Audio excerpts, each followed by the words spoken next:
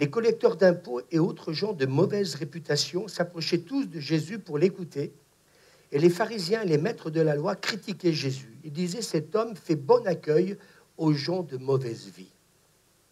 Réputation, et mange avec eux. Ce que Jésus y a entendu, il leur dit, ce ne sont pas ceux qui se portent bien qui ont besoin de médecins, mais il va dire, mais ce sont les malades.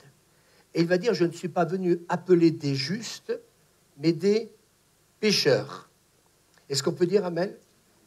Et ce texte m'a fait du bien, parce qu'on cherche tellement, comment dire, à plaire, que quelque part, j'ai envie de vous dire ce matin, eh bien, la grâce, c'est que nous puissions reconnaître que Dieu nous aime tels que nous sommes. Et Jésus, en disant, je ne suis pas venu appeler des justes, mais des pécheurs. Alors, Jésus était entouré, oui, d'escrocs, c'est ce qu'on voit dans ce texte, de dealers, je dirais aujourd'hui de cannabis, des voleurs de mobylettes, s'il aurait été dans notre temps. Et puis, bien sûr, il était aussi avec des prostituées et des brigands. Ouh, pas bien.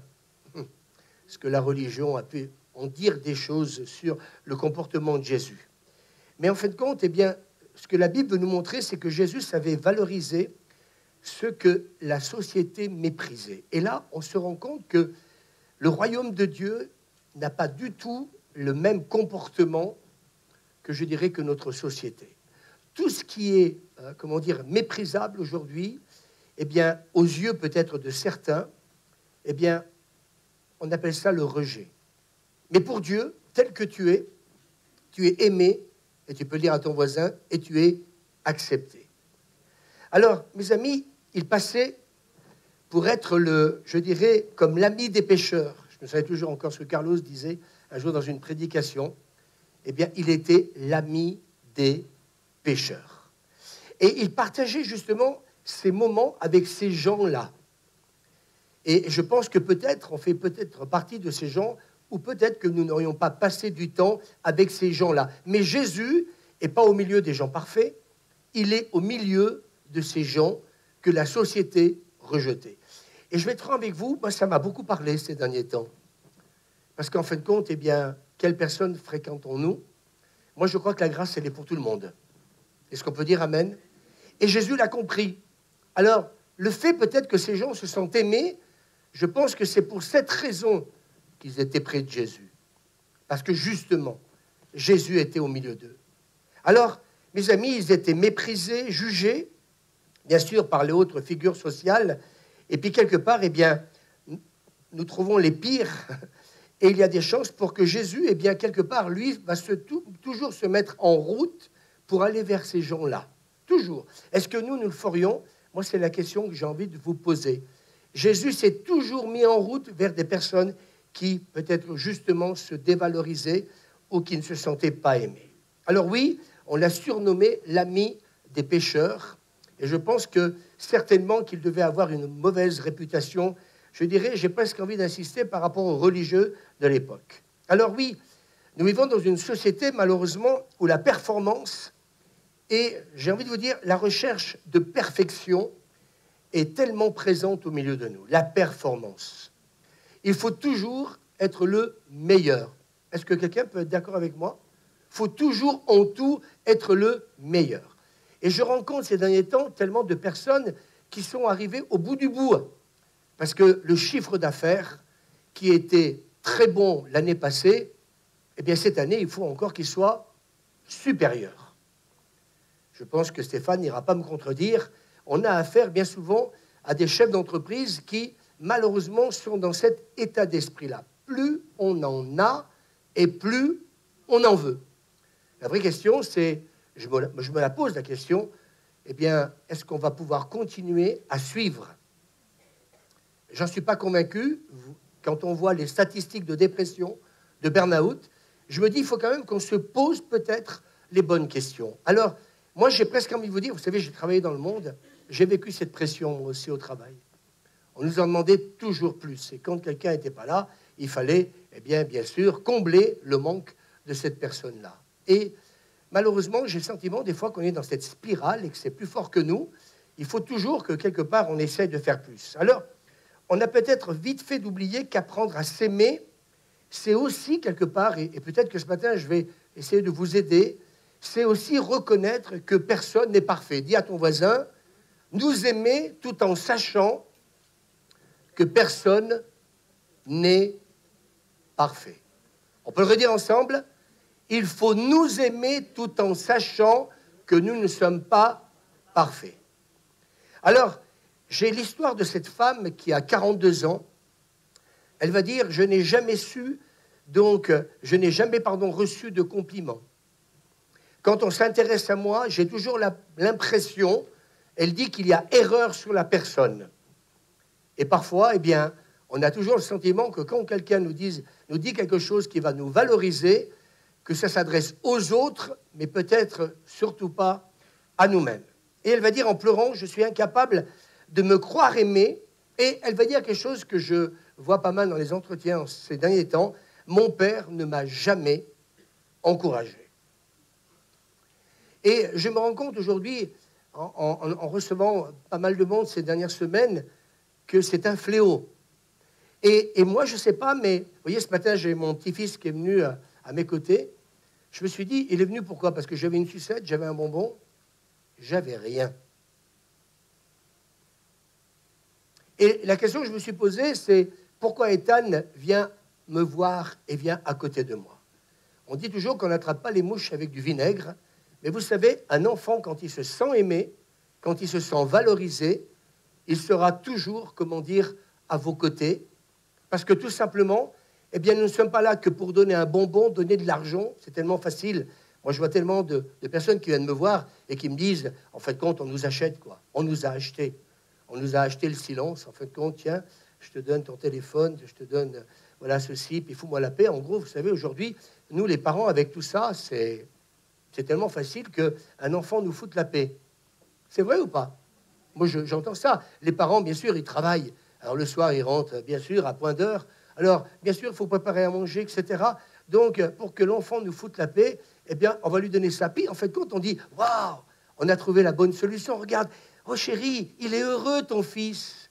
Parce que regarde, en fin de compte, eh bien, il nous fout la paix. Mais ce n'est pas de ça qu'il a besoin. Dans un premier temps, ce qu'il a besoin, c'est de quelle manière tu vas l'accueillir quand il vient de chez la nounou, qu'il a passé 8 heures, voire plus, chez la nounou. De quelle manière, en fin de compte, quand ce matin il est venu vers moi, c'est vrai que je préfère même pas qu'il soit là, voilà, c'est pas trop sa place, mais je me suis dit ce matin, s'il vient vers moi, c'est qu'il a un besoin affectif. Non. Mais malheureusement, on n'est pas toujours capable de discerner ce besoin affectif. Et vous savez, je ne sais pas ce qu'on va vous dire, c'est comme si je vais vers Sylvie, je vais, comment dire, essayer de la prendre dans les bras, puis elle me rejette. Non mais c'est exactement ça. Et ça peut arriver dans notre relation avec nos enfants. C'est que l'enfant éprouve le besoin d'aller vers papa et vers maman. J'ai pas le temps, fous-moi la paix. Quelqu'un peut me dire... Et le contraire aussi. Mais moi, j'ai envie de parler pour le moment de ces réactions-là. C'est pour ça que j'ai parlé de mon petit-fils en disant que je fais bien le contraire. Mais malheureusement, en tant que pasteur, tu viendrais avec moi, tu verrais que c'est... Oui, c'est bien ce que je suis en train de vous dire, que moi j'entends. Et j'ai jamais vu autant de gens aller voir le psy et le psychiatre. Je crois qu'on est dans... Je ne sais pas, ces derniers temps, j'ai aucune personne qui m'a dit qu'il n'a pas été voir le psychologue et le psychiatre. Je ne suis pas en train de vous dire que nous ne sommes pas d'accord. Je pense que chacun va là où il peut être aidé pour se construire ou se reconstruire. La vraie question, c'est que je pense qu'aujourd'hui, eh bien, nous avons besoin des deux. Nous avons besoin de la dimension de gens spécialisés qui peuvent nous donner des clés pour nous sortir peut-être de certains traumatismes, mais je crois aussi que la dimension spirituelle, et moi actuellement, elle fait aussi la différence dans tous les entretiens que je peux avoir. Vous savez, je disais tout à l'heure, mon père ne m'a jamais encouragé, et donc cette jeune femme de 42 ans, 42 ans encore, elle est traumatisée encore, elle est souffrante parce que son père ne l'a pas encouragée. Et en lisant donc la Bible, j'ai trouvé dans le livre des Proverbes, chapitre 15, verset 23, une parole dite au bon moment fait du bien. Moi, j'aime bien quand quelqu'un vient me voir et que, je dirais, au bon moment, il me dit « Ah, Louis, suis content d'être avec toi, j'aime passer des moments avec toi, j'aime manger avec toi, j'aime ceci et cela. Et moi, j'aime ce texte-là. Oui, une parole dite au bon moment fait du bien. Et malheureusement, je reviens à ce que je suis en train de vous partager ce matin, ce n'est peut-être pas le parcours de bien, peut-être des adultes, quand ils ont été enfants, malheureusement, eh bien qu'il n'y a peut-être pas eu des paroles valorisantes, des paroles qui peut-être justement auraient pu nous faire du bien au moment peut-être où on en avait besoin le plus. Je prends un exemple, un enfant qui tombe, qui se raye la carrosserie, à un moment donné, le père qui va dire, ou la mère, c'est bien fait pour toi, tu n'avais qu'à faire attention.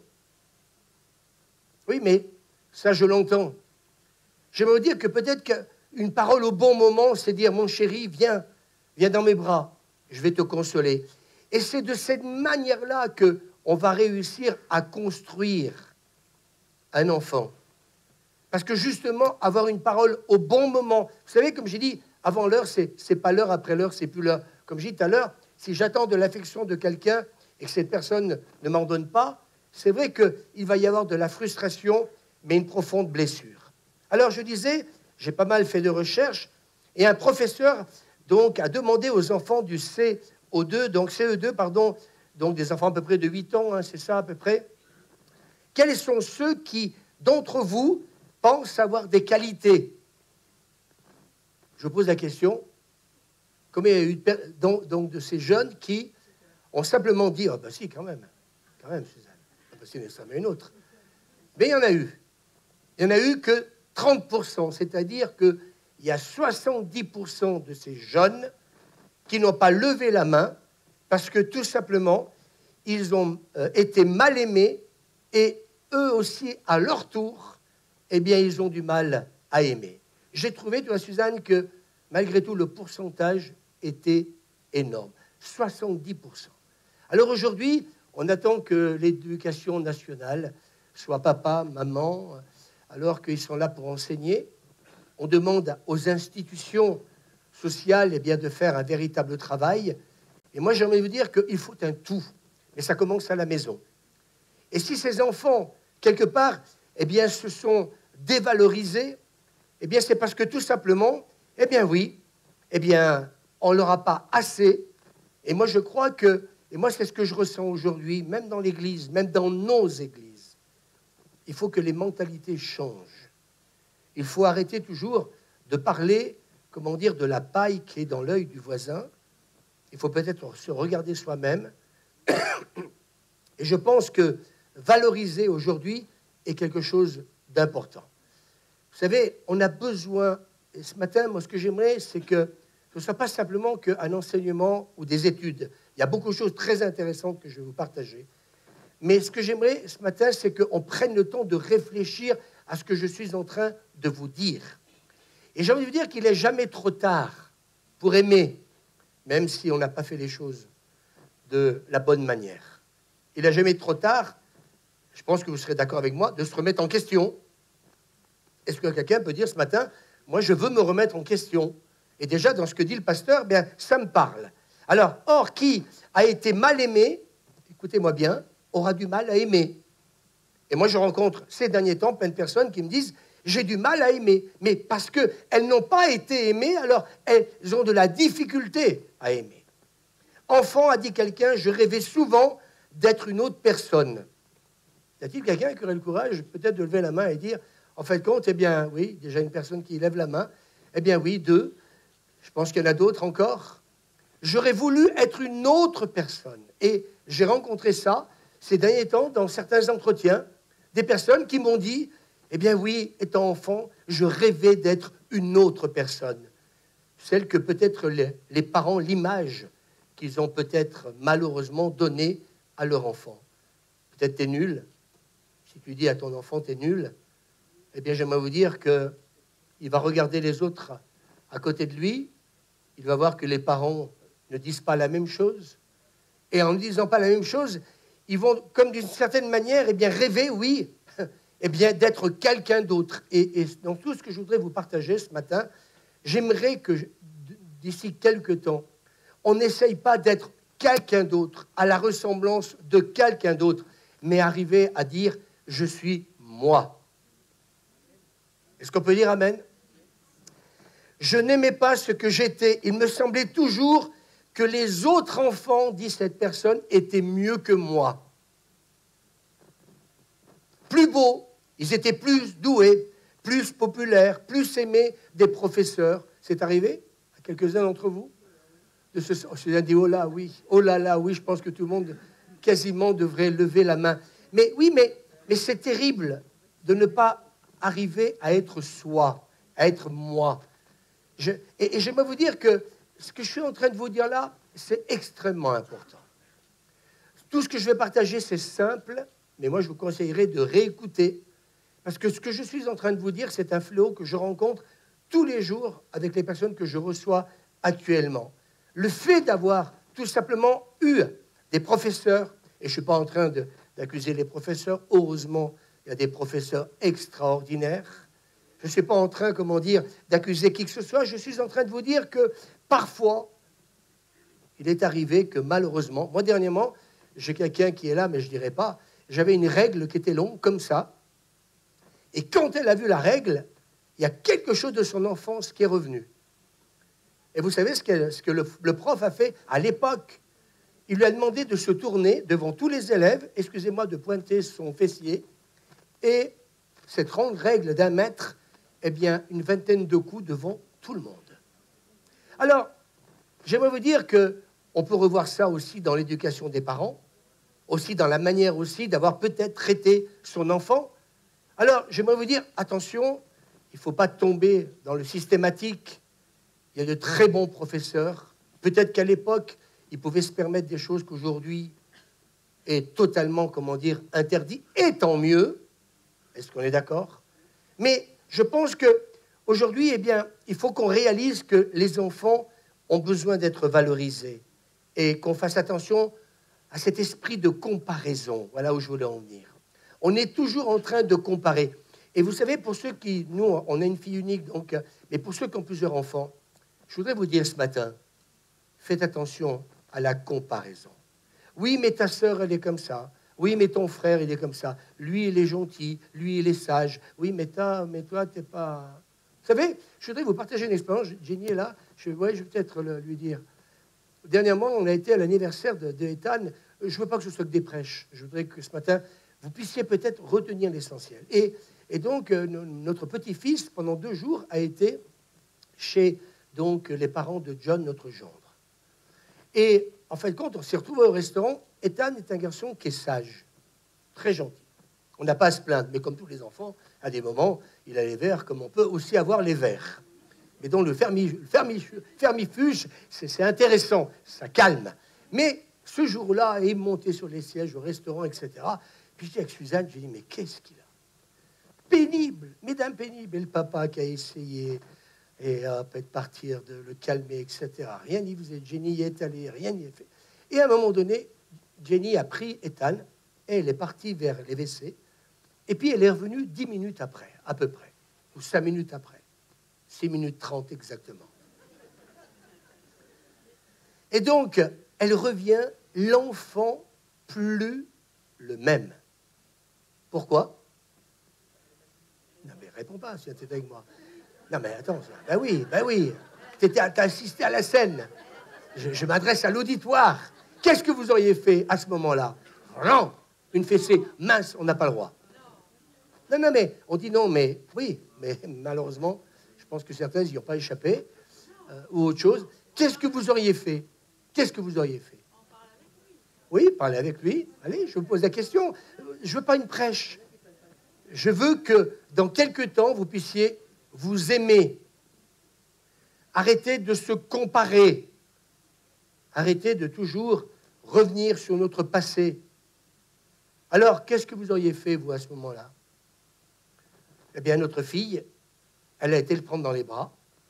Elle lui a donné de l'attention, de l'amour, des bisous. Il est revenu. C'était plus le même. Tout à l'heure, qu'est-ce que j'ai dit? On vit dans une société où l'enfant, à un moment donné, parce qu'on a tellement d'occupations et de préoccupations, on est toujours en train de l'écarter, écoutez-moi bien, de son besoin affectif. Donc, ce que je vais partager avec vous, le problème, c'est quoi? C'est pas, comment dire, des parents violents ou tout ce que vous voulez. C'est, on se construit, écoutez-moi bien, on se construit. Je suis à peu près à une trentaine d'heures pour préparer tout ça. Et je crois que j'en aurai encore besoin encore autant, parce que je voudrais vous apporter plein de clés qui vont vous aider. On se construit comment? En étant né dans une famille de riches. On se construit parce que tout simplement, l'affection est la chose la plus importante. Et quand je vois revenir Ethan, à un moment donné, moi dans mon cœur, parce que je traite ces choses-là en entretien, je me suis dit, mais en fin de compte, Jenny a compris un chat fait pas un chien, que ce que le gamin avait besoin, c'était pas d'une fessée, c'était pas le secouer pour lui dire arrête parce qu'il nous a foutu la honte. Hein. Ben oui, dans le restaurant, et puis on était en famille, donc on était, je sais pas, 14, on était. Et j'aimerais vous dire que, eh bien oui, ce qu'il avait besoin, c'est d'un moment de relation avec maman qui lui avait manqué. Je voudrais vous dire, qui a peut-être pas toujours eu des parents qui ont su, à ce moment-là, être à nos côtés. Alors, une femme raconte sa triste enfance, son adolescence complexée, sa vie nulle, pleine de peur et d'échecs. Et puis, un psychiatre raconte lors d'une consultation de cette femme, et il va dire, cette femme n'est pas dépressive. C'est bien déjà qu'il puisse donner ce diagnostic. Il dit, en plus, elle est jolie, elle est intelligente, elle avait tout pour être heureuse.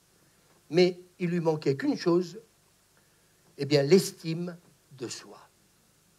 Et je crois que quelque part, eh bien, le mal de ce siècle n'est peut-être pas là où peut-être nous pourrions le penser.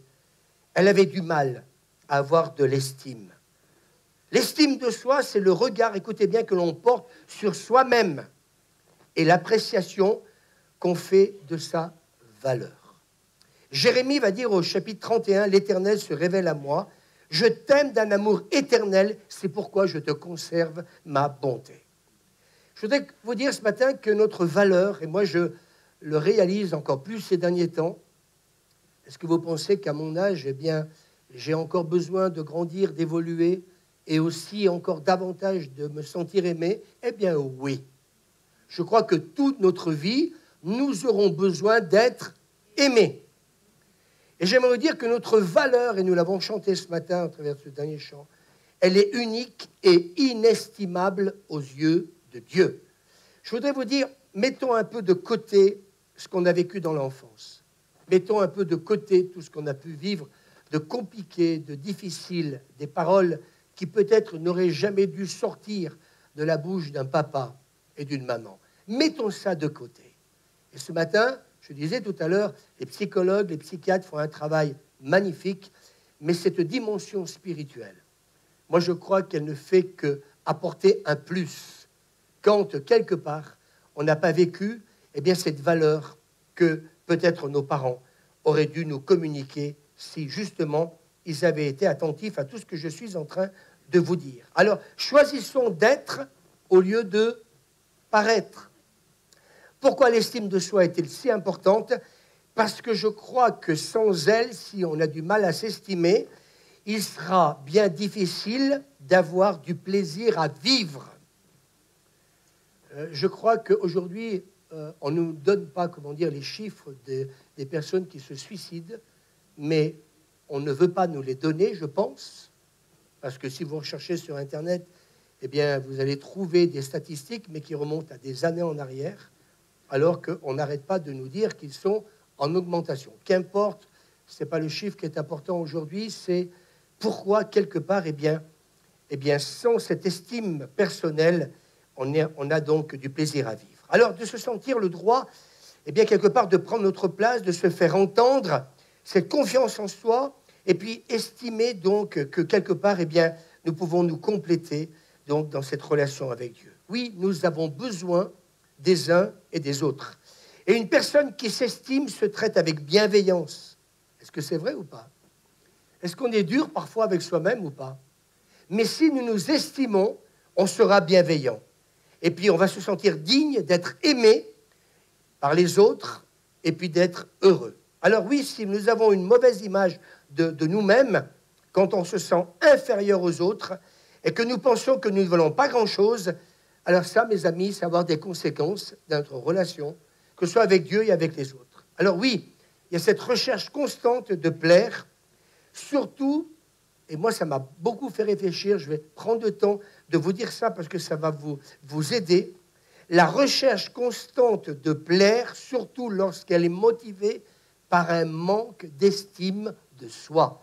Et quand à un moment donné, on a du mal à s'estimer, à se valoriser, je le vois dans tous les entretiens, et je le vois aussi dans l'Église, on va chercher ce manque affectif qu'on n'a pas reçu, on va le rechercher ailleurs, chez les autres. Et mes amis, j'aimerais vous dire, et ça je l'ai eu en entretien cette semaine, malheureusement la conséquence de ça, c'est que ça peut nous mener à une dépendance affective. Et plus en fin de compte, j'attends des autres de l'affection parce que j'ai manqué d'amour, parce que malheureusement, écoutez bien, c'est important, je me sous-estime, je me dévalorise, alors je vais chercher chez les autres ce que l'on ne m'a pas donné quand j'étais en train, mes parents étaient en train de me construire. Et c'est là que le problème va arriver. D'un seul coup, mon mari ne me regarde pas. Ma femme ne me regarde pas. J'arrive dans l'église, en fin de compte, personne ne m'aime. Personne, en fin de compte, me prend dans les bras. Et puis au niveau familial, c'est pareil, on continue dans, malheureusement, ces travers-là, parce qu'en fin de compte, parce que nous manquons d'affection, eh bien, malheureusement, eh bien, quelque part, eh bien, nous allons aller vers les autres pour combler ce manque affectif. Qui peut lever la main et dire, c'est moi. Vous n'avez pas beaucoup de courageux. Hein. Le problème, c'est que si nous agissons de cette manière-là, écoutez-moi bien, ça veut dire qu'à un moment donné, nous risquons d'étouffer les autres. Nous allons croire qu'ils ne nous aiment pas, nous allons croire qu'ils nous rejettent, nous allons commencer par croire que nous n'avons pas de la valeur à leurs yeux. J'aimerais vous dire que tout ça, c'est un mensonge du diable. C'est lié tout simplement au manque affectif. Et mes amis, quelque part, eh bien oui, ça peut créer une dépendance affective. Alors moi, je voudrais dire quelque chose, là, ça va être un peu terrible dans ce que je vais dire. Le premier ministre, c'est que tant que cette personne remplit votre réservoir émotionnel, moi, j'ai envie de vous dire, gloire à Dieu. Je vais dire quelque chose de terrible, mais le jour où elle va décéder, qui va combler ton manque? Certains sont comme des sangsues. Ah, il y a des fois, il y a des gens qui ne supportent pas les autres. Mais ce n'est pas qu'on ne les supporte pas. C'est qu'à un moment donné, excusez-moi, mais ils sont tellement en demande d'affectif que quelque part, eh bien, si vous ne répondez pas à leurs attentes, ils vont vous critiquer. Ils vont vous rejeter. C'est important ce que je suis en train de dire. Tous ces schémas, si vous les comprenez, ça va changer votre vie. Et moi, j'aimerais vous dire une chose. J'ai des amis, en tant que pasteur, je rencontre beaucoup de monde. Si vous me posez la question, est-ce que ta vie est comblée? Je vais vous dire oui. Mais ce que j'ai appris, c'est que quand l'amour ne m'est pas donné ni par vous, ni par qui vous voulez, je sais que là-haut, Monique a tout compris, ça fait 2 dimanches qu'elle vient là, lui, il m'aime. Mais je parle de dépendance. De dépendance. Et quand il y a cette dépendance, la question que je me suis posée tous ces derniers temps dans tous les entretiens, j'ai rencontré, je peux le dire devant tout le monde, 2 veuves, je ne dirai pas le nom. Oui, quand l'être cher s'en va, et sans nous rendre compte, nous sommes construits par cette personne qui nous a aimés, qui nous a donné beaucoup d'amour, mais quand elle n'est plus là, moi j'aimerais vous dire, c'est la dépression, bien souvent c'est l'hôpital psychiatrique, parce que tout simplement, et je rencontre des personnes qui ne se sont pas remis d'un deuil, parce que sans s'en rendre compte l'amour qu'elles n'ont pas reçu dans l'enfance, eh bien malheureusement, elles l'ont. On peut m'aider? On l'a? Transfert. Et j'aimerais vous dire que c'est important. Alors écoutez bien, cette dépendance se caractérise par un besoin excessif d'approbation de la part des autres. Waouh! Excessif. Les personnes en situation de dépendance affective sont à la recherche constante de signes d'affection et en plus avec une peur de l'abandon. Et j'aimerais vous dire que moi, ça m'a parlé quand j'ai travaillé là-dessus, parce qu'en fin de compte, eh bien, je m'explique. Il y a une telle dépendance affective, on est dans cette recherche constante de signes d'affection, et bien entendu, eh bien, quelque part, on va étouffer l'autre, parce qu'il a peur d'une chose, c'est qu'un jour, non pas qu'il meure, mais qu'il nous abandonne. Et quand on a vécu le rejet, et quand on a vécu l'abandon, j'aimerais vous dire une chose, que pour certains, c'est difficile à vivre dans ce climat familial ou amical, parce qu'en fin de compte, eh bien, oui, je parle de dépendance affective. Et quand, mes amis, quelqu'un va vivre l'abandon ou a vécu l'abandon, eh bien, j'aimerais vous dire que ça va être terrible. Alors, à l'inverse, avoir de l'estime pour soi-même, c'est juger qu'on a de la valeur. Dis à ton voisin,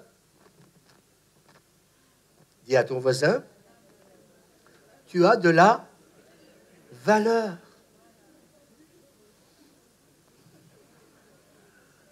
Est-ce que quelqu'un pourrait me dire ce matin, c'est vrai que je suis constamment en train de rechercher de l'affection chez les autres.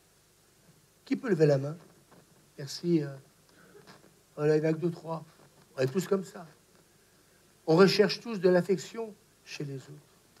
Si on a vécu l'abandon, oui, on a besoin d'aller vers les autres parce que, à cause d'avoir vécu l'abandon, bien, j'ai besoin de me sentir aimé, j'ai besoin de me sentir valorisé. Mais je rencontre aussi beaucoup de foyers ou de maris et de femmes qui souffrent parce que on a constamment besoin de l'autre. Mais la profession, les responsabilités font qu'on ne peut pas toujours répondre aux besoins affectifs d'un mari, d'une femme, ou alors même des enfants. Et c'est pour cette raison que, de quelle manière on peut se construire. Alors oui, développer une estime de soi est essentiel pour une vie épanouie et équilibrée. On peut dire amen? Développer une estime de soi. Travaillons à ces choses-là. Alors, je vais un peu vous partager plusieurs points. C'est il faut savoir prendre soin de nous-mêmes. Dis-le, prends soin de toi. J'ai presque à vous dire ce matin plusieurs choses pratiques, parce que sinon, vous allez oublier, donc il faudra réécouter. Il faut nous accorder des moments de détente et de plaisir. Et puis, mes amis, eh bien, quelque part, eh bien, trouver une activité qui nous passionne. Vous n'êtes pas obligé de monter sur le vélo matin, midi et soir et dormir dessus, parce que vous allez pédaler toute la nuit, dans la semoule, et mal aux fesses, comme elle dit. Ouais, mais bon, on a ce qu'il faut aujourd'hui. Mais il faut nous accorder ces moments-là. J'en ai pas beaucoup, je le reconnais, je le sais, mais quand j'en ai, que du plaisir. Parfois, lire un livre. Étienne, il n'aime pas ça, donc Nicole va lui brûler sa bibliothèque parce que, voilà, il n'aime pas lire. Il manque encore les allumettes. Ben, pour ceux qui ont de belles maisons, un bain relaxant, ça fait du bien. Regardez un film, un bon, pas un film de violence, parce que ça va encore. Non, un film comique, ça fait rire. Écoutez de la musique qui apaise aussi. Vous n'êtes pas obligé de mettre du hard rock si vous avez besoin quelque part d'un moment d'apaisement. Je ne suis pas contre, parce qu'ils m'écoutent, les internautes, il y a quelqu'un qui va dire « Moi, j'aime le hard rock ». Mais oui, il y a un temps pour tout. Bon, il y a des moments, je me mets ma musique à fond. Quand je suis excité, quand je vois un truc, ça déménage, que je prie, que j'intercède, je vois un truc, ça déménage. Et puis, il y a des moments, comme ce matin, le chant qu'on a chanté. Voilà, c'est relaxant. On adore le Père. Père, je t'adore. Et puis, c'était merveilleux. Enfin, pour moi. J'espère que pour vous aussi. De toute façon, on ne rembourse pas si vous n'êtes pas content. Alors, un livre, écouter de la musique qui apaise. Qu'est-ce qu'il y a comme d'autres choses? Boire un bon coup, Laurent, il dit. C'est agréable. Il y en a un qui dit amen. Les alcoolos sont en train de se dévoiler. Nous avons les noms. Internet, nous avons les noms. Avec modération. Vous voyez, l'esprit de repentance, tout de suite, il combat le péché, tout de suite, on se remet en question. T'as pas 5 €? Qu'est-ce qu'il y a d'autre encore, comme autre chose? Écrire. Tu as raison. se promener en forêt, aller cuisiner, à coudre. Qui c'est qui cuisine son mari? À cuisiner, excusez-moi. Qu'est-ce qu'il y a d'autre encore? Faire du sport, danser. Que faisiez-vous au temps chaud, Fernande? Vous chantiez, dansez maintenant. Qu'est-ce qu'il y a d'autre chose encore? Chanter. La peinture, un billard, jouer au billard. Amen. Vous voyez ce que je veux dire? C'est... moi, j'ai plus envie de vivre dans mon passé. Il a été terrible, le nôtre. Et je pense qu'au milieu de nous, d'autres aussi pourraient nous dire la même chose. Moi, j'ai connu la famille d'accueil quand j'avais 5 ans. On est tombé sur des gens qui étaient super. Monsieur, madame Colomb, je m'en souviens encore. Pétard, quelle mémoire. Et je me suis dit, on a passé des bons moments, oui, mais il nous manquait qui? Papa et maman. Et je crois que vraiment, quelque part, et bien se dire aujourd'hui, ah, mais moi, je m'aime pas. Oui, mais toute ta vie, tu vas dire, je m'aime pas. Eh bien, j'ai envie de te dire, peut-être que si on n'a pas pris soin de toi, étant enfant, prends soin de toi maintenant. Ce qui est bien, c'est que tu n'es pas obligé d'aller piquer dans le porte-monnaie de papa et maman, parce que maintenant, tu es adulte, et qu'il y en a qui rigolent, mais qui ne l'a pas fait? Ah, vous voyez, l'esprit de repentance, c'est là, vraiment, le Saint-Esprit convainc de péché. Les langues sont en train de se... Mais qui ne l'a pas fait? Je n'ai pas dit que tout le monde l'a fait. Mais les internautes, nous sommes pas mal dans cette église à l'avoir fait, quand nous étions petits. Mais j'ai envie de dire, maintenant que vous travaillez, que vous avez un peu les moyens, j'ai envie de dire, ce matin, s'il vous plaît, on plaisante, mais c'est important pour se construire. Puis adapter aussi une alimentation équilibrée. Oh Seigneur, aide-nous. Manger sainement. Oui, sainement. C'est pas évident, hein? Quand il y a le diabète, il y a le cholestérol. Ben oui, mangeons sainement. Et puis, quelque part, eh bien oui, privilégier les aliments nutritifs, évitons les excès de sucre, de graisse et d'alcool. Voilà, on mange plus, comme dit Suzanne. Faire de l'exercice. On peut dire amen. Il y a un scientifique qui a dit, écoutez bien, l'activité physique libère des endorphines, les hormones du plaisir, du bonheur. Waouh! Non, mais c'est une étude qui a été faite par donc des spécialistes. Je redis, l'activité physique libère des endorphines, les hormones du plaisir, du bonheur. Et moi, ça m'intéresse. Non, mais on en rigole. Mais moi, ça m'intéresse parce que moi, j'ai envie, pour qu'il y ait un véritable bien-être dans ma vie, eh bien, la meilleure façon de marcher, c'est encore la nôtre. Marche, cours, fais du vélo, fais quelque chose, mais il va y avoir cette hormone qui va te donner du plaisir et du bonheur. Et je me suis dit, mais, voyez, c'est des petites choses simples, mais qui peuvent changer notre vie. Entretenir aussi un dialogue intérieur positif. Waouh! Là, je vais en parler tout à l'heure, c'est très important. Se parler à soi-même. Alors, fais attention dans la rue, parce que moi, quand j'ai mes oreillettes, les gens passent à côté de moi, celui-là, waouh! Il sort certainement d'un hôpital parce qu'il parle tout seul. Et des fois, quand je regarde des gens dans la rue aussi qui parlent tout seuls, on se pose des questions. Alors, arrêtons de se poser la question. On a la réponse aujourd'hui avec tout ce qu'on met dans les oreilles. Je n'ai pas dit dans le nez, dans les oreilles. Alors, il faut entretenir un dialogue intérieur positif. Et il faut, dites avec moi, identifier et remplacer les pensées négatives par des affirmations positives et motivantes.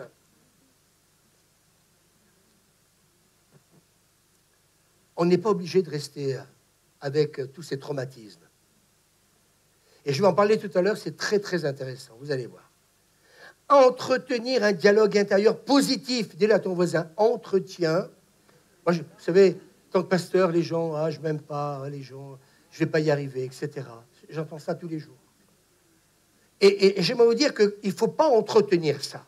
Par exemple, au lieu de penser, je ne suis pas capable de faire ça, je suis nul, disons-nous, j'apprends et je m'améliore chaque jour. Vous voyez, je veux dire, j'ai travaillé beaucoup d'heures, hein, mais ça m'a fait un bien.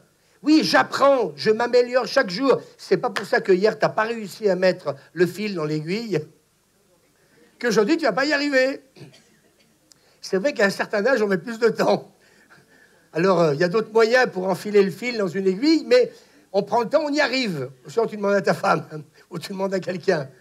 Oui, Suzanne dit, il y a un petit truc là, vous savez, un petit machin là. Puis il y a des grosses aiguilles aussi, hein. Voilà, moi j'en ai des grosses aussi dans mon bureau, ça aide.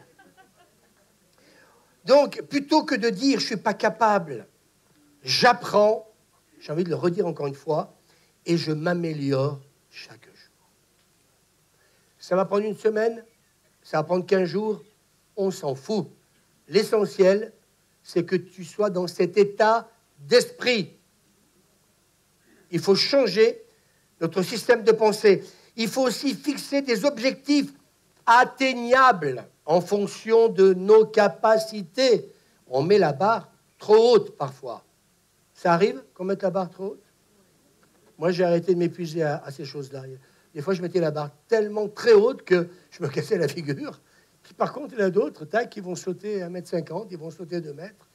Ben, écoute, passe sous la barre, c'est plus facile. OK? Vous savez pourquoi? Parce que si quelque part on essaie d'atteindre des sommets qui sont inatteignables, ça va, en fin de compte, eh bien, nous frustrer. Alors que, mes amis, si on essaie d'attraper ce qui est à notre portée, eh bien, ça va renforcer, j'ai noté, eh bien, notre confiance en nous-mêmes. J'aimerais vous poser la question, quand on arrive à faire quelque chose, on est content ou pas? Oui ou non? Quand on échoue, c'est compliqué. Mais quand on y arrive, ça renforce de la confiance. Alors, vous voyez, dans ce que je suis en train de vous partager, c'est simple. Mais c'est tellement simple qu'en fin de compte, on n'y pense pas. Pratiquons la gratitude envers nous-mêmes.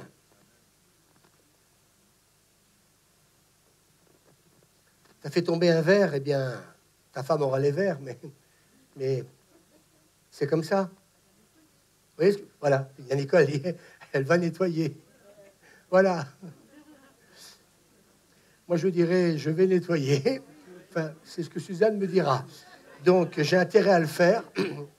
Et il y a plus de bonheur à donner qu'à recevoir. Mais c'est juste. Pratiquons la gratitude quand on n'en a pas eu.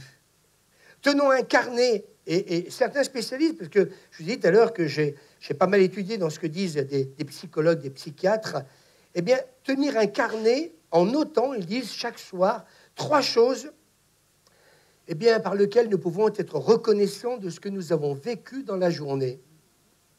Et je suis convaincu que tout l'auditoire, quand il rentre chez lui, tous les soirs, il se met devant le miroir. Oh, il ne pense qu'à toutes les bonnes choses qu'il a bien faites dans la journée. Quelqu'un peut lever la main? Ah, on en a une. Eh bien, tu veux que je te dise? Moi, j'aimerais qu'on l'applaudisse. Elle a tout compris. On devrait... Alors, attends. T'as levé la main? On est 2. Non, mais c'est vrai. Vous croyez que j'ai travaillé tout ça pour des prunes? Si j'ai travaillé ça, c'est parce qu'on ne se rend pas compte. On est toujours en train, dans une journée, quand on va se coucher, de penser ce qu'on a, on a loupé. Vous savez, quand on fait des crêpes, la première, généralement, elle est ratée. C'est vrai ou pas? La deuxième, elle est meilleure. La troisième, ma parole, venez avec moi, vous allez voir que quand j'étais jeune, qu'on faisait des booms, badaboum, on appelait ça comme ça à l'époque, hein, des booms. Enfin, je crois que c'était une boom, c'était ça, oui, des booms. On m'appelait le roi de la crêpe. Dès qu'il y avait des soirées comme ça, entre jeunes, ils avaient trouvé, non pas une poire, mais quelqu'un qui faisait des crêpes. Alors, j'ai envie de vous dire, peut-être qu'il faut peut-être commencer cet exercice. Dis à ton voisin, commence-le ce soir. Vous savez, j'ai envie de vous dire, ce matin, c'est tellement facile de se dévaloriser parce que toute la sainte journée, il y a toujours quelqu'un qui va nous parler de ce qu'on a mal fait ou mal dit. Eh bien, j'ai envie de vous dire, quand vous rentrez le soir chez vous, eh bien, parlez de vos succès, de vos réussites. Oh, c'est simple ce qu'il nous dit ce matin. Je suis en train de vous dire que tout ce monde professionnel travaille sur ces choses-là. Et moi, ça m'a parlé. Parce que le soir, quand tu vas te coucher, eh bien, merci Seigneur, je roulais à 130, il y avait les radars. Et je suis heureux, Seigneur, parce que je n'ai pas été flashé. Parce que j'étais à 130. Et puis il y a l'autre qui est passé à 160. Il va aller se coucher toute la nuit. Oh, pétard. On m'a pris en photo. Et puis malheureusement, ben, ça va me coûter tant. Et puis moi, je vais bien dormir. Parce que je vais faire na na na na na. Moi, j'ai roulé à 130. Gna, gna, gna, gna. Et ça va vous faire plaisir. Amen. Même si vous avez cassé un verre en cristal et que votre femme vous a disputé, mais au moins vous serez heureux. Donc trouvez 3 choses. Dis à ton voisin, ce soir quand tu vas te coucher. Ce matin, je suis content. J'étais à l'heure au culte. Merci Seigneur, il neige pas, il n'y a pas de verglas. Merci Seigneur, parce que le repas était bon et tu vas te coucher et tu penses à ton poulet. Tu penses à... Non, mais ça fait du bien de penser... Non, mais je plaisante, mais en même temps, je suis en train de vous dire, est-ce que vous avez envie qu'on se construise les uns et les autres? Ça paraît simple, mais va te coucher. Ah, peut-être que tu auras fait 10 gaffes dans la journée, mais retiens les 3 meilleurs. Hein, Lucien? Tout le démontage, là. Je suis convaincu que quand tu étais te coucher, tu voyais tes tuyaux, tu voyais... Ah, puis, content ou pas, Lucien? Il ne faut pas grand-chose pour être heureux. Mais... j'ai envie de dire, dans notre relation maritale et avec les autres, c'est important que dans une journée, on ne s'arrête pas sur nos échecs, ou on fait des remarques sur nos échecs. Mais j'ai plutôt envie peut-être de dire, bien si tu veux dormir en paix, alors des fois les gens, ils ont du mal à dormir. Posons-nous la question, pourquoi on a du mal à dormir? Très honnêtement, qu'est-ce que tu auras retenu de cette journée?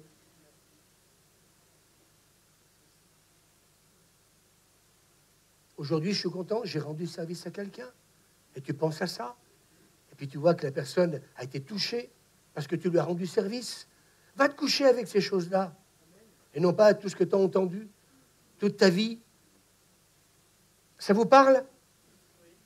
Et ça va nous permettre, disent les spécialistes, d'attirer notre attention sur le positif. Et ça va renforcer notre estime. Plutôt que d'aller se coucher et de s'arrêter à toutes les choses négatives de la journée. Qui veut commencer ce soir? Commencez, c'est un exercice simple. S'entourer de personnes positives, un autre point. Des personnes qui nous soutiennent, nous motivent, des relations enrichissantes qui vont contribuer à bonifier notre estime. Comme tout à l'heure, je disais, je ne vais pas dépendre que de l'affection des autres, mais ça fait du bien quand quelqu'un me dit quelque chose de gentil. On n'est pas des sauvages quand même. Oui ou non? Acceptons nos imperfections. Qui a du mal à les accepter? Vivre avec. Reconnaissons nos forces, nos faiblesses, sans jugement. Arrêtons de nous juger. L'acceptation de qui nous sommes est un pilier fondamental de l'estime de soi. Vous voyez, je parle de l'estime. Si vous voulez, comment dire, vous estimer, eh bien, il faut aussi, accepter nos imperfections.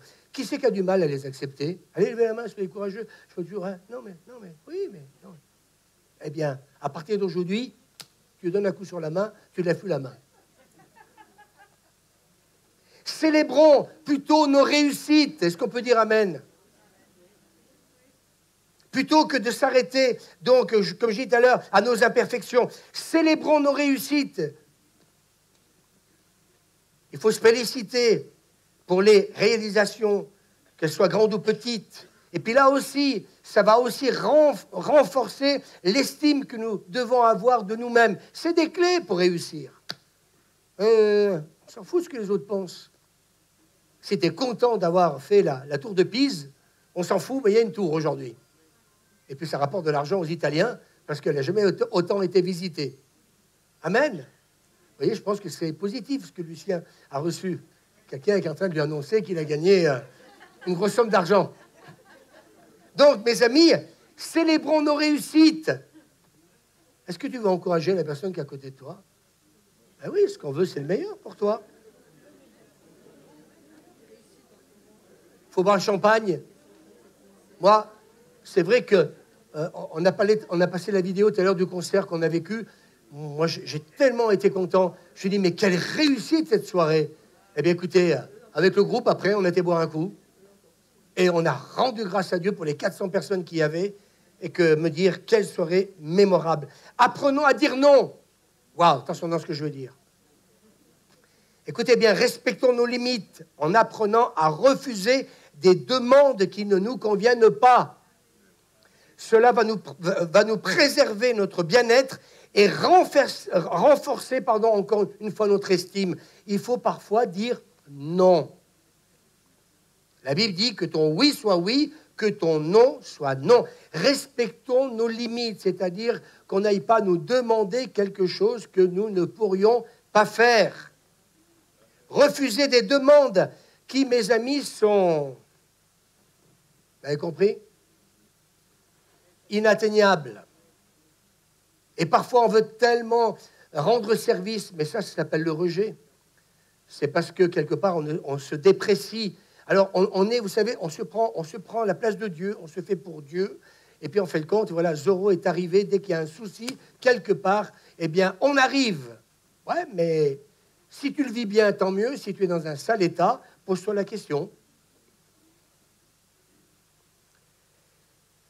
Moi, j'aimerais vous dire que si on pratique ces choses-là au quotidien, nous allons renforcer progressivement notre estime. Et ça va avoir un impact positif sur notre bien-être en général. Alors, lorsqu'on parle d'estime de soi, une seule option importe réellement, c'est la nôtre. Alors, pourquoi il faut y travailler?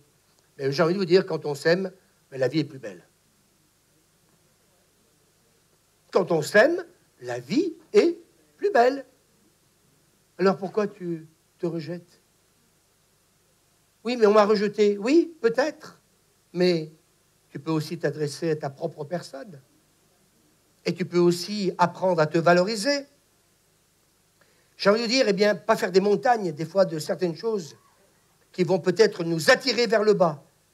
Et puis qu'on arrête de se critiquer à propos de nos simples erreurs. Vous savez, des fois, on cherche à atteindre un certain standard parfait. Eh bien, ça n'existe pas. Moi, je crois à l'excellence, mais pas à la perfection. On peut toujours tendre vers le meilleur. Et la perfection, ce n'est pas quelque chose qui parfois est à notre portée. Oui, mes amis, quand l'opinion que nous avons de nous-mêmes augmente, eh bien, moi, j'aimerais vous dire que c'est alors qu'on va arrêter d'attendre l'attention des autres. Parce qu'on ne va pas se baser sur ce que les autres pensent, mais ce que tu peux penser de toi-même. Et j'aimerais vous dire aujourd'hui, c'est un fléau que je rencontre dans tous les entretiens. On vit en fonction de ce que les autres pensent de nous. Quelqu'un peut lever la main pour dire courageusement, c'est vrai. Et si je ne fais pas ce qu'on me demande, eh bien, je rencontre tous ces gens qui vont culpabiliser parce que tout simplement, on n'a pas répondu aux besoins du mari, de la femme, des enfants. Il faut être Dieu. Écoutez, moi j'ai appris à ne pas être Dieu. J'ai appris à savoir que j'ai un Dieu au-dessus de ma tête et qu'à des moments, eh bien, écoutez, je ne vais pas essayer par amour donc de ma propre personne, eh bien, me baser sur ce que les autres peuvent penser de moi, parce que sinon, il y a certaines choses que je ne pourrai jamais donc accomplir à votre place ou le faire pour vous. Alors oui, encore quelques conseils pour apprendre à augmenter notre estime de nous-mêmes, prendre conscience qu'il faut changer, amen, dans notre manière d'être et de vivre, même s'il y a encore du boulot. Dis à ton voisin, il y a encore du boulot. Et puis, c'est important ce que je veux dire, en prenant conscience de nos monologues négatifs. C'est, mes amis, c'est comment dire, ces sentiments négatifs qui, chaque jour, nous prennent la tête. Est-ce qu'il y en a beaucoup comme ça qui ont beaucoup de choses négatives qui viennent dans la journée? On ne se sent pas capable. On pense qu'on est nul. Et c'est important ce que je vais partager là, parce que moi, ça m'a beaucoup aidé de ce que disent les spécialistes. Mettons de côté petit à petit les sentiments négatifs qui nous inondent. Ne croyons pas tout, et ça pour moi, ça a été un déclic, Suzanne. Ne croyons pas tout ce que nous pensons. Je vais développer. Les pensées, disent ces spécialistes, ne sont parfois que des pensées. Et dès que nous sentons que nous sommes en train de tomber dans l'autocritique, rappelons-nous qu'il s'agit uniquement de pensées et non pas des faits. Ça vous arrive d'avoir des pensées négatives? Et parfois, ce n'est pas la réalité. Alors pourquoi laissons-nous ces pensées nous culpabiliser? Oui ou non? Ah, aujourd'hui, j'ai un peu loupé le repas. Puis tout le monde te dit, mais c'était excellent. Et puis en fait, compte, on va se coucher avec et on reste dans cette conviction qu'on a loupé notre repas alors que tout le monde a dit que c'était merveilleux. Mes amis, les faits parlent d'eux-mêmes. La cuisine était bonne, ta cuisine était bonne. Et on reste sur une pensée négative. Alors, d'où proviennent, disent les spécialistes, ces messages automatiques que nous avons intériorisés? Alors, ces quelques pensées négatives fréquemment rencontrées: je ne suis pas à la hauteur, je n'y arriverai jamais, je suis toujours maladroit, j'ai peur d'avoir un accident, j'ai peur d'attraper le Covid. Tant que tu ne l'as pas, pourquoi tu laisses ta pensée se développer? Vous voyez ce que je veux dire? Tu n'as pas d'accident, pourquoi tu as cette peur d'avoir un accident? J'ai réalisé vraiment cette semaine, je me suis dit, mais on est assailli dans nos pensées tous les jours.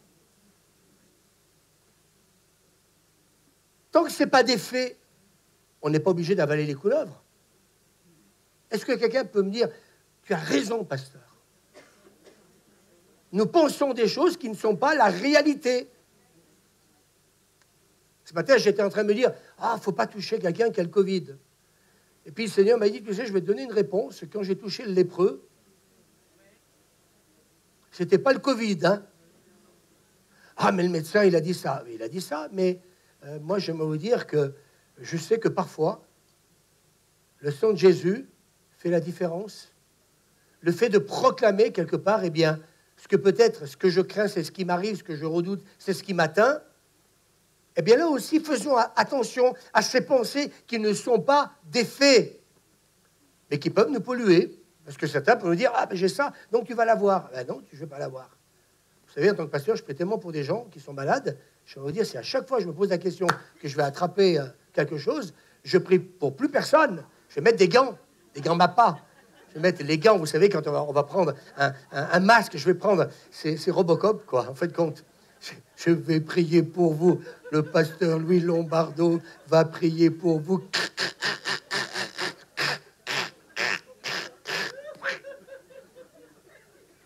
Je l'ai bien fait en plus. Hein. Et puis le pasteur, il va... Oh, elle a Covid! Oh! Oh! Et une pensée, blanc! Il y a un moment, elle rigole.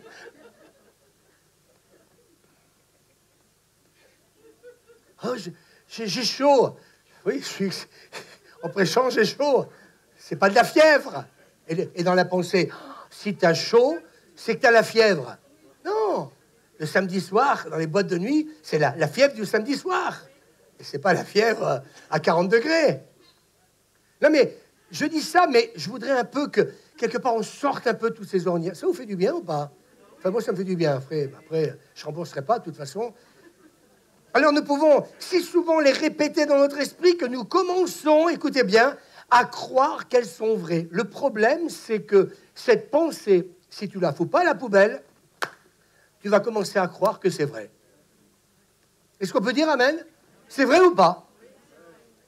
Plus tu vas commencer à y croire, et plus ça va devenir vrai. Et les spécialistes disent que ces pensées sont apprises, ce qui signifie qu'elles peuvent être désapprises. C'est bon ce qu'ils disent. Ces pensées apprises, donc, peuvent être désapprises. Nous pouvons commencer avec des affirmations. Eh bien, qu'est-ce que nous voulons croire à notre sujet? Eh bien, il faut répéter, et la Bible peut nous aider. Il y a tellement de belles promesses. Eh bien, nous allons renverser ces forteresses, ces faux raisonnements, ces fausses pensées par des choses merveilleuses. Et moi, le matin, je me lève, et puis, hop, un café. Non, pas un café, la Bible. Et je ouvre ma Bible dans le psaume 139. Nous te louons d'avoir fait de nous une aussi grande... Qu'est-ce qu'elle a dit, Suzanne?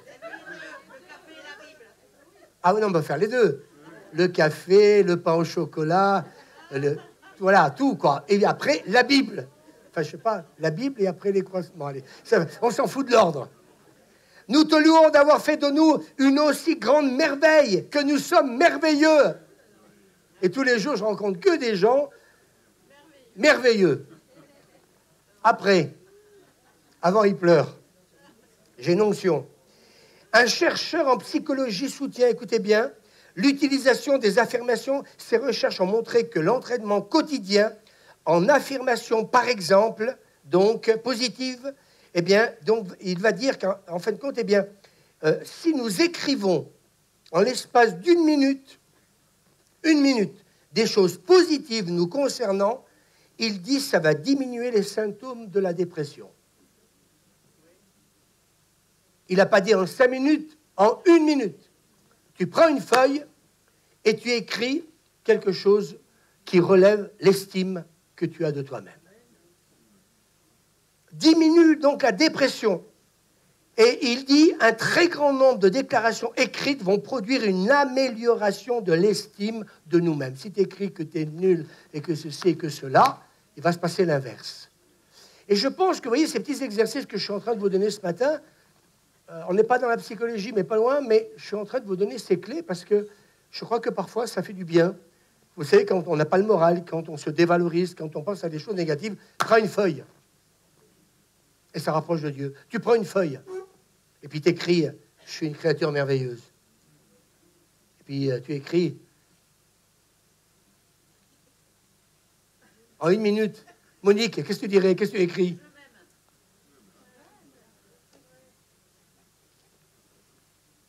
Ça ne court pas les rues, hein? Qu'est-ce qu'il y a d'autre encore? En 1 minute. En 1 minute. Dépêchez-vous, ça tourne, hein? On est déjà à 30 secondes. Je vais quoi? Je suis enfant de Dieu.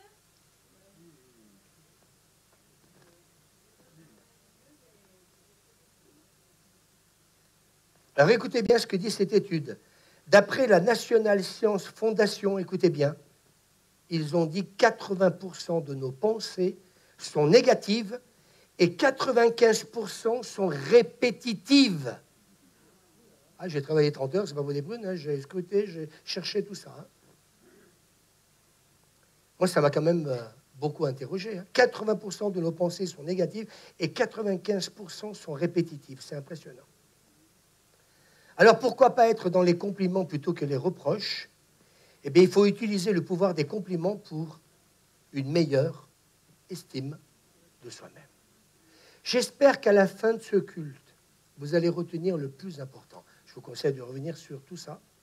Ça paraît très simpliste, mais c'est le fruit d'un travail de bien des spécialistes, que c'est ce qu'ils disent dans les entretiens avec les gens. J'aimerais vous dire, moi, j'ai plus envie de vivre dans mon passé. Et pour moi, mon passé est derrière moi. On dit toujours, il ne faut pas regarder dans les rétroviseurs. Moi, j'ai cassé mes rétroviseurs, au cas que je puisse encore regarder dans les rétroviseurs.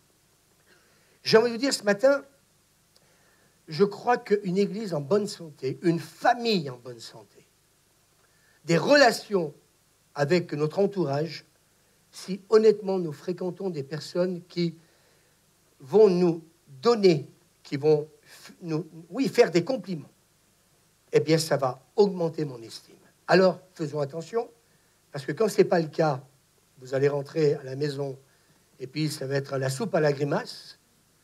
Mais quand elles nous sont aussi données, ça peut faire aussi énormément de bien.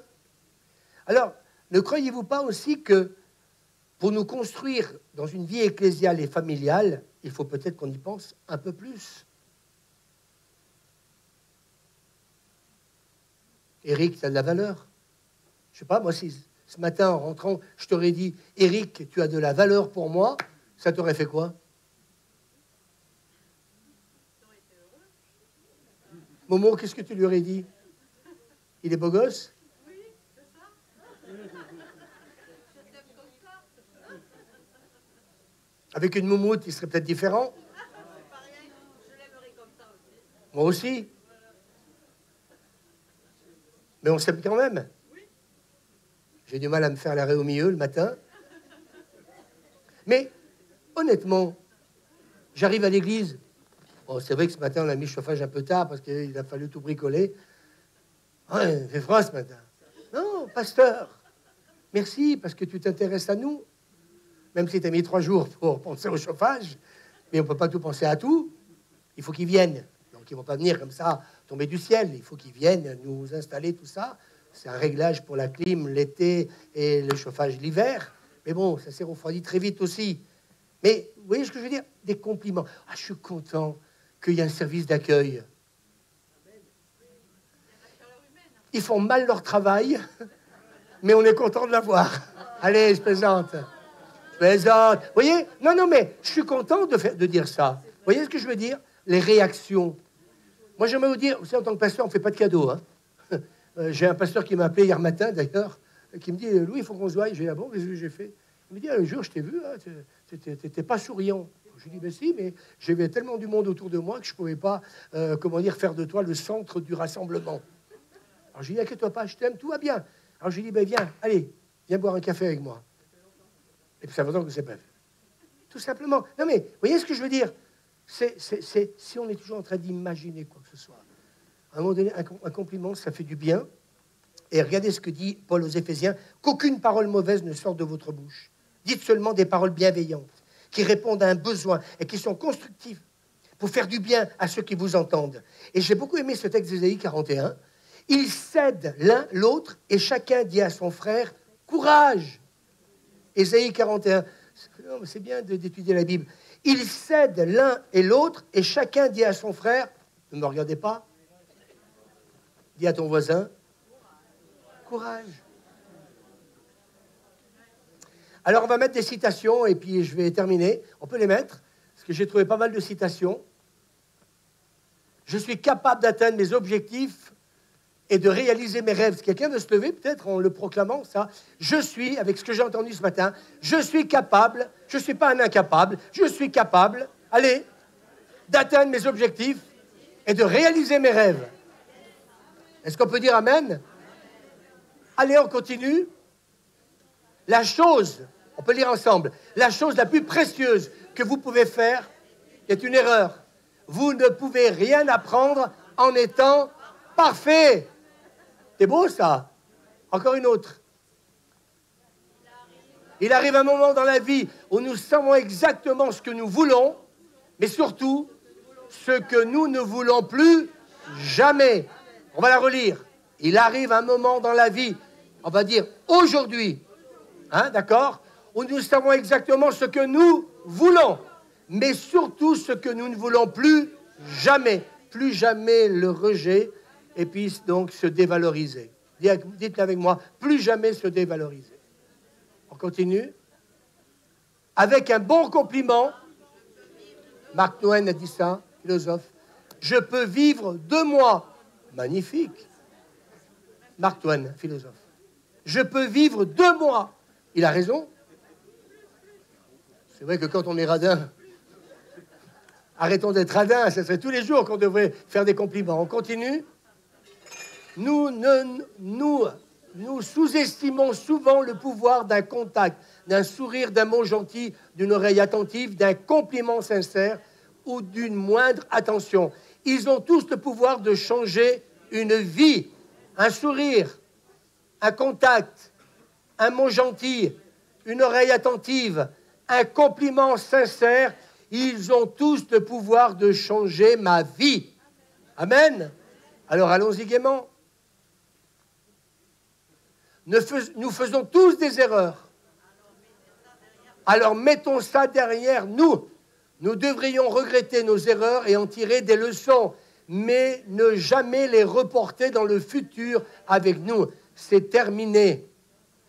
Le futur, niet. On ne va pas reproduire la même chose. Accepter ses erreurs est le premier pas vers le succès. Moi, je dirais réussite, succès. Amen. Utilisez le pouvoir des compliments pour une meilleure estime.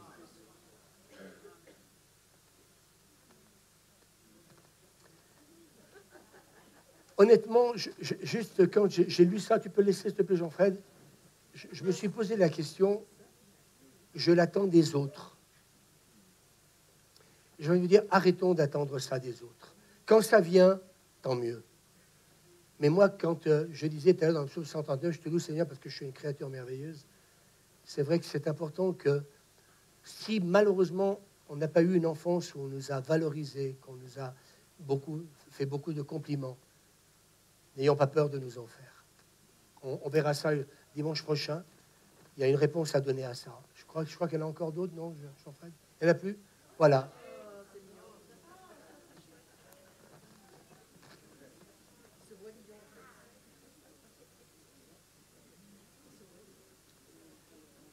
À nous de choisir. À nous de choisir. Moi, j'ai marqué dans cette note pour terminer, Seigneur, et si vous voulez faire cette prière avec moi, aide-moi, Seigneur, aide-nous, Seigneur, à nous voir tels que toi, tu nous vois. Aide-moi, aide-nous, Seigneur, à nous voir tels que toi, tu nous vois. Ce verset biblique de Saint Paul, je puis tout par celui qui me fortifie.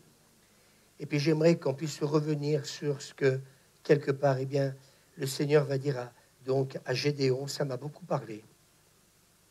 Le Seigneur est avec toi. Le Seigneur est avec toi. Et je voudrais, en terminant, vous dire, même si on vous a dit tout le contraire dans votre enfance, le Seigneur veut te dire ce matin, je suis avec toi. Et si on t'a traité de nul ou de tout ce que tu veux, le Seigneur ajoute ce matin, je suis avec toi, vaillant, héros. D'autres versions disent, je suis avec toi, vaillant, héros, combattant et courageux. Et puis ce texte que je connais par cœur, mais je l'ai interprété ces derniers jours d'une autre manière, ce que Paul dit aux Éphésiens, chapitre 3, verset 20, Dieu peut faire par la puissance qui agit en nous. Je voudrais vous demander de vous lever, s'il vous plaît. J'aimerais qu'on ferme nos yeux pendant quelques instants. Vous savez, ces derniers temps, je reçois beaucoup de monde et d'autres m'ont dit qu'ils allaient donc venir en entretien. Toutes ces manifestations qu'on a faites en octobre nous a permis de rencontrer beaucoup de monde et je reçois tous les jours des personnes nouvelles. Vous m'entendez? J'ai des personnes qui m'ont dit hier, pasteur, ce matin on ne peut pas venir parce qu'on est invité, mais on vous promet de venir donc certainement dimanche prochain et dans les dimanches qui vont suivre. Je voudrais dire ce matin, il n'y a que la puissance de Dieu qui agit en nous, qui peut effacer toutes ces choses qui peut-être nous ont blessés. Et ces derniers temps, en préparant tout ça, il y a ce mot blessure qui est revenu très fort dans ma vie. Non pas vis-à-vis de moi, mais de toutes ces personnes qui viennent me voir. Et tout emploie le mot blessure. Alors ce matin, je vais parler tout à l'heure de cette dimension où aller voir un psychologue, un psychiatre, c'est une bonne démarche. Mais aussi cette dimension spirituelle, où justement Dieu peut faire la différence par sa puissance, qui peut agir maintenant dans chacune de nos vies et qui peut nous débarrasser de ce passé, qui peut nous amener à nous réconcilier avec nous-mêmes, à nous faire prendre conscience combien j'ai de la valeur aux yeux de Dieu, nous faire prendre conscience que ma nourriture, ce n'est pas que d'attendre tout des autres, parce que quand je reçois des autres un compliment, ça fait du bien.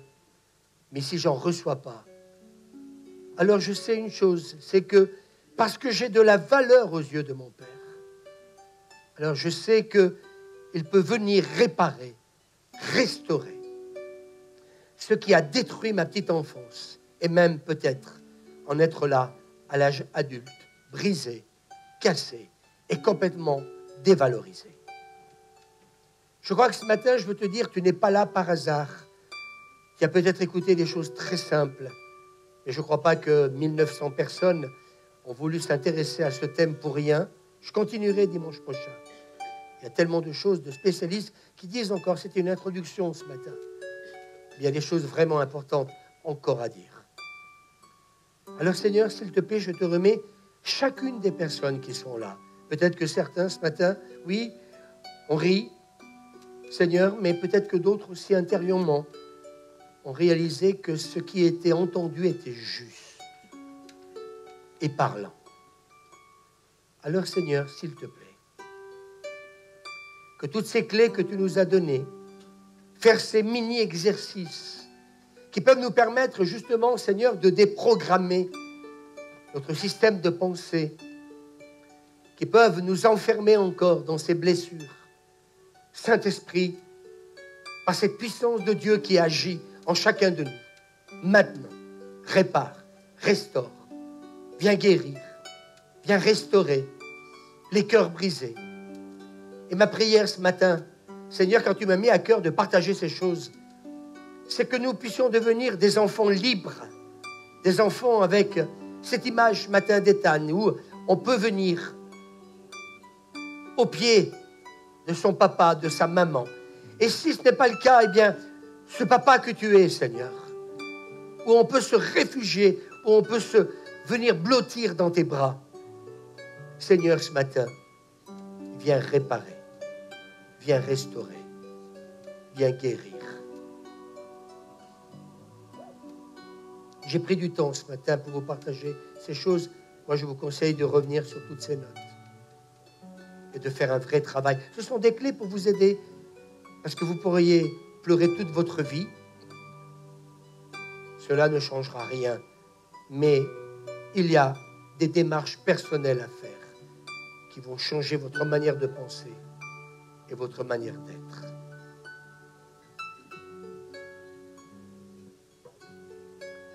Si tu veux, tu peux prendre la main de la personne qui est à côté de toi.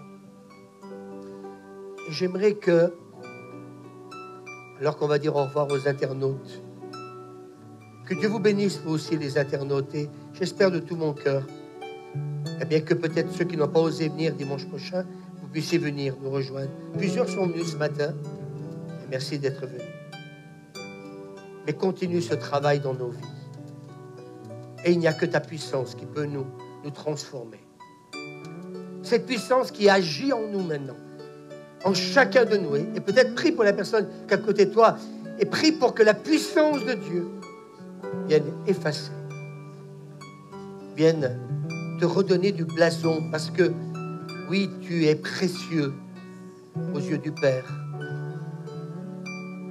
Oui, Ésaïe va dire, tu es précieux à mes yeux. Tu as de la valeur pour moi. Et parce que tu as de la valeur pour moi, Père, alors je veux te dire que je t'aime. Aime-toi. Reçois l'amour du Père. Il va te révéler combien tu as de la valeur vraiment à tes yeux, combien il t'aime. Et tu vas commencer par apprendre à t'aimer. Et ensuite, tu pourras aimer les autres. Saint-Esprit, passe dans les allées. Nous n'avons pas négligé tout ce qui a été dit, tout ce qui a été entendu. Et que tu restaures tous les cœurs qui ont besoin ce matin de ta grâce. Je dis au revoir aux internautes. Restons un moment encore comme ça.